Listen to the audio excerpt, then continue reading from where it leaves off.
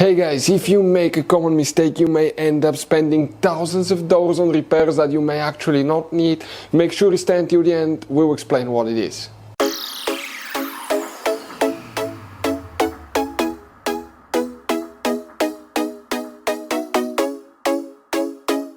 Hey guys, welcome back to World Mechanics. Thank you guys for watching and subscribing to the channel. Today will be super helpful video to any of you guys having a Dodge Ram that generation here from year 2013 to year 2018. If you need to find where the humidity sensor fuse is located, if you have a problem with humidity sensor, always check that fuse first. We'll explain where you can find it, where you can buy cheap parts, tools, fuses, relays at a good price, quick shipping, that way you do not waste money and time.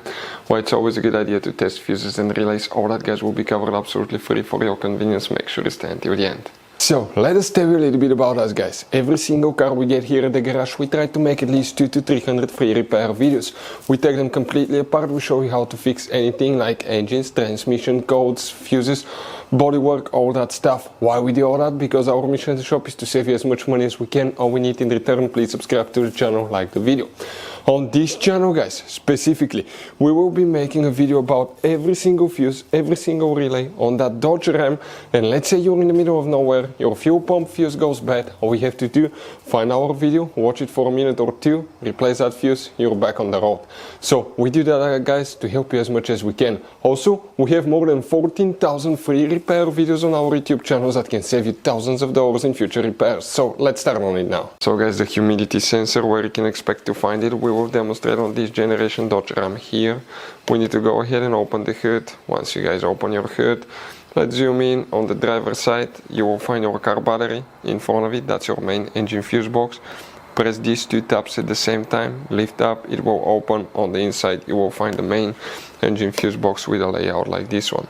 Before we continue, let's explain quickly why it's always a good idea to test fuses and relays. Guys, it's very important to always test your fuses and relays. Why?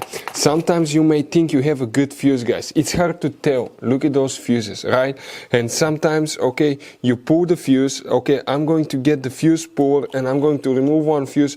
I want to show you on that 20 amp fuse. Sometimes it's very unclear if that fuse is burned or not. You may not clearly see it. So always, guys, test them, because if you don't test the fuse, you assume it's good.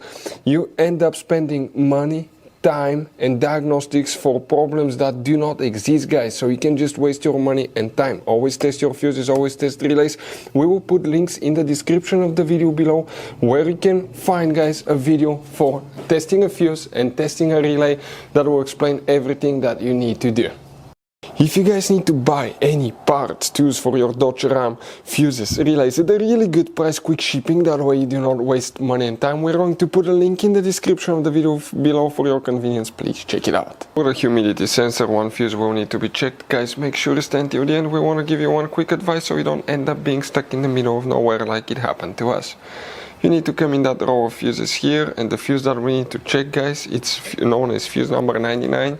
It's a 10 amp fuse. It's that fuse that you see right here that you will need to check for the humidity sensor.